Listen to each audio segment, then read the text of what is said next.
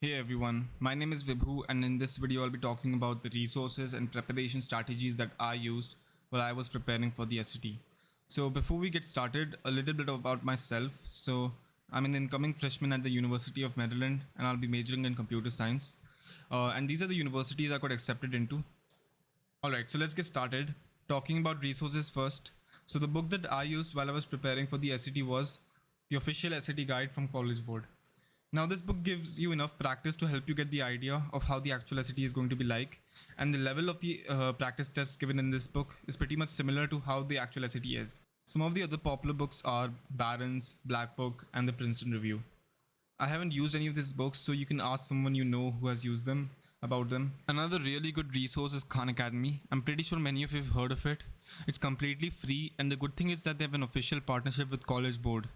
And pretty much all the content that is there in this book is there on Khan Academy. There's enough practice for you to improve your score, and all the practice tests also that are there in this book are there on Khan Academy too, with solutions. Another thing that I liked about Khan Academy was that there were topic-wise videos. So while you're practicing, you feel that you haven't gotten a good grasp of a specific topic, you can watch a video of that. So I would say that if you're using Khan Academy, you don't really need any other resource to prepare, because it's more than sufficient to help you get the score that you want.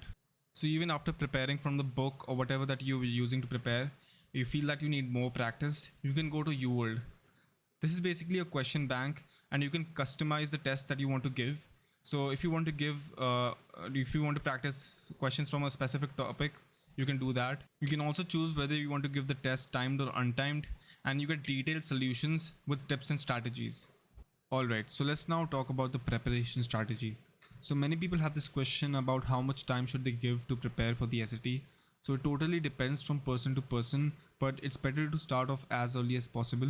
The one major problem that many students face is that they don't see any significant improvement in the score after even more than a month of preparation.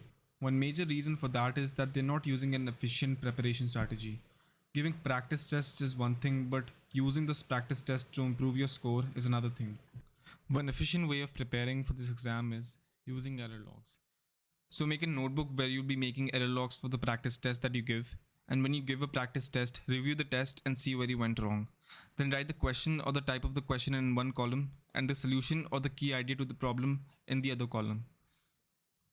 So let me give you an example. So let's say it's a problem from quadratic equations, then write the problem, or more importantly the type of problem, and in the solution column, you don't necessarily need to write the full solution.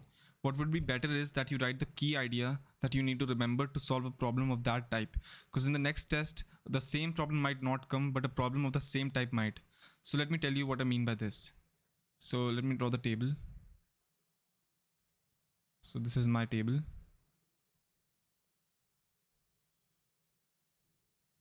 This is the problem column, and this is the solution one. So for example, the question is that I need to find the vertex of a parabola given as, say, y is equal to 4 into x minus 2 into x plus 4. So this is just a random example. So instead of writing the problem, I would write it as find vertex type, vertex of parabola type, you can say, where the equation is y is equal to a into x minus b into x minus c. I've written a, b, and c for generalization. So now coming to the solution, we won't write the actual solution, but instead we'll write the key idea. So in this case, the key idea is converting it into vertex form, that is y is equal to a into x minus h squared plus k. So I'll write, so the actual thing that I'll write over here is that write it in vertex form, convert into vertex form.